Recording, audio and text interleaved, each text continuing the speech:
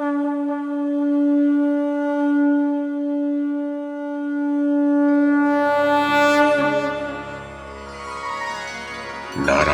नमस्कृत्य नरं चैव नरोत्तमं देवीं सरस्वतीं व्यासं ततो जयमुदीरयेत्। ओम नमो भगवते वासुदेवाय, ओम नमः पितामहाय, ओम नमः प्रजापतिभ्यः, ओम नमः कृष्णद्वैपायनाय, ओम नमः सर्वविघ्नविनायकेभ्यः।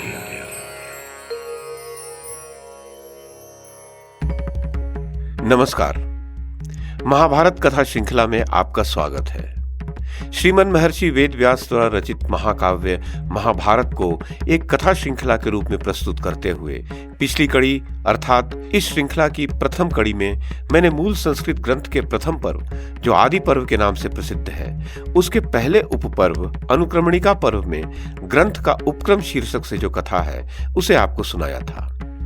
अब इस कड़ी में इसी उपपर्व में ब्रह्मा और गणेश की सहायता की जो कथा सुनाई गई है उसे मैं कमल किशोर आपको सुनाता हूं।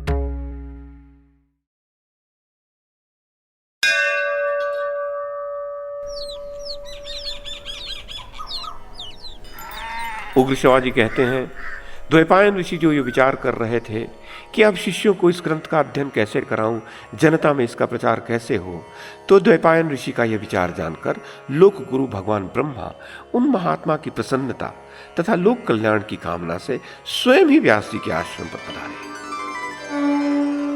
व्यास जी ब्रह्मा जी को देखकर आश्चर्यचकित रह गए। उन्होंने हाथ जोड़कर प्रणाम किया और खड़े रहे। तदोपरांत सावधान होकर सब ऋषि मुनियों के साथ उन्होंने ब्रह्मा जी के लिए आसन की व्यवस्था की।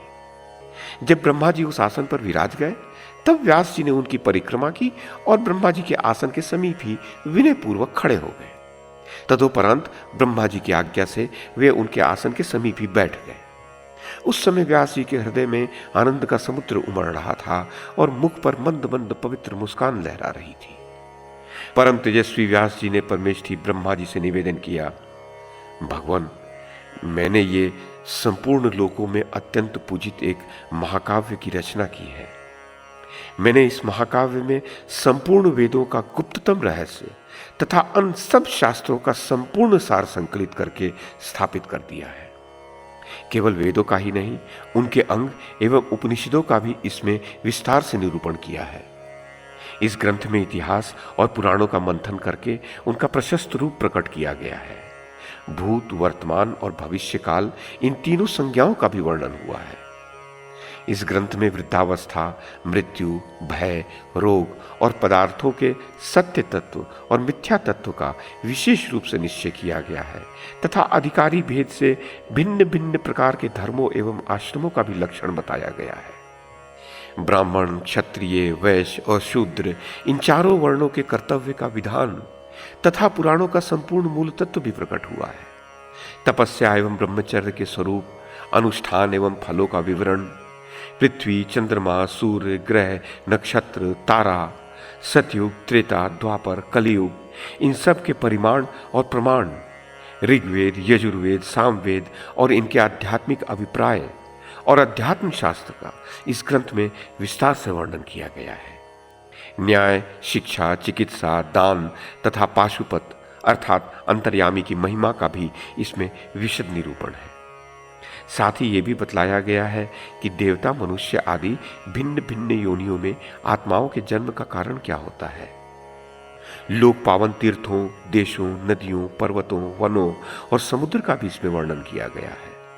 दिव्य नगर एवं दुर्गों के निर्माण का कौशल तथा युद्ध की निपुणता का भी वर्णन है। भिन्न भिन्न भाषाओं और जातियों की जो विशेषताएं हैं, लोक व्यवहार की सिद्धि हेतु जो कुछ आवश्यक है तथा और भी जितने लोकोपयोगी पदार्थ हो सकते हैं, उन सब का इसमें प्रतिपादन किया गया है।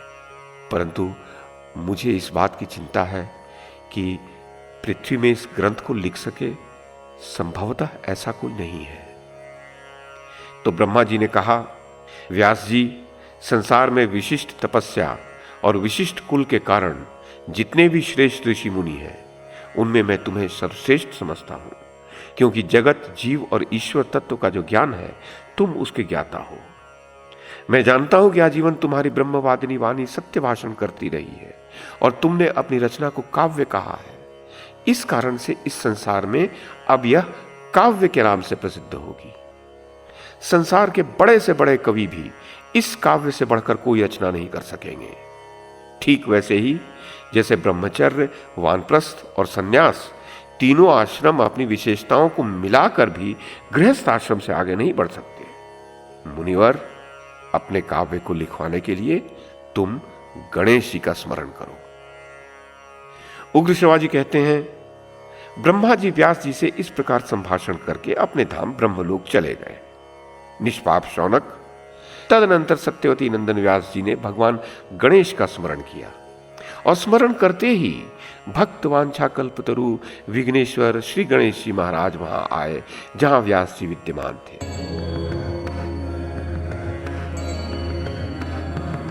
व्यास जी ने गणेश जी का बड़े आदर और प्रेम से स्वागत सत्कार किया और वे जब बैठ गए तब उनसे कहा, गणनायक, आप मेरे द्वारा निर्मित इस महाभारत ग्रंथ के लेखक बन जाइए। मैं बोलकर लिखवाता जाऊंगा। मैंने मन ही मन इसकी रचना कर ली है। यह सुनकर विघ्नराज श्री गणेश जी ने कहा, व्यास जी, यदि लिखते समय क्षण भर के लिए भी मेरी लेखनी न रुके तो मैं इस ग्रंथ का लेखक बन सकता हूं। व्यास जी ने भी गणेश जी से कहा, बिना समझे किसी भी प्रसंग में एक अक्षर भी न लिखिएगा।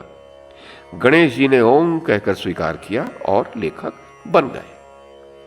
तब व्यास जी भी कुतूहलवश ग्रंथ में गांठ लगाने लगे। वे ऐसे ऐसे श्लोक बोल देते जिनका अर्थ बाहर से कुछ और मालूम पड़ता और भीतर से कुछ और होता।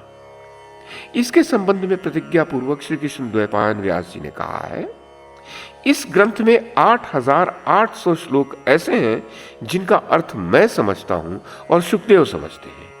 संजय समझते हैं या नहीं, इसमें संदेह है। मुनिवरों, वे कूट श्लोक इतने गुथे हुए और गंभीरार्थक हैं कि आज भी उनका रहस्य भेदन नहीं किया जा सकता, क्योंकि उनका अर्थ भी गूढ़ है और शब्द भी योग वृत्ति और रूढ़ वृत्ति आदि रचना वैचित्र के कारण गंभीर हैं। स्वयं सर्वज्ञ गणेश जी भी उन श्लोकों का विचार करते समय क्षण भर के लिए ठहर जाते थे। इतने समय में व्यास जी और भी बहुत सारे श्लोकों की रचना कर लेते थे। इस प्रकार वेद व्यास जी ने वर्तमान में महाभारत नाम से प्रसिद्ध जिस महाकाव्य रूपी इतिहास की रचना मन में कर ली थी, वह गणेश जी के कर कमलों द्वारा देवनागरी में लिपिबद्ध होनी प्रारंभ हो गई।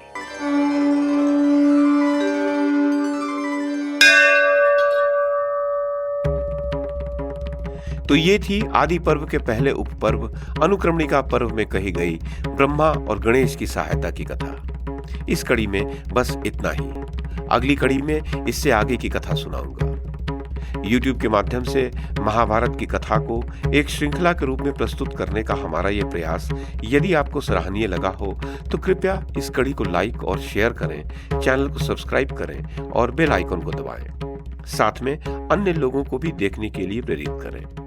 धन्यवाद और नमस्कार।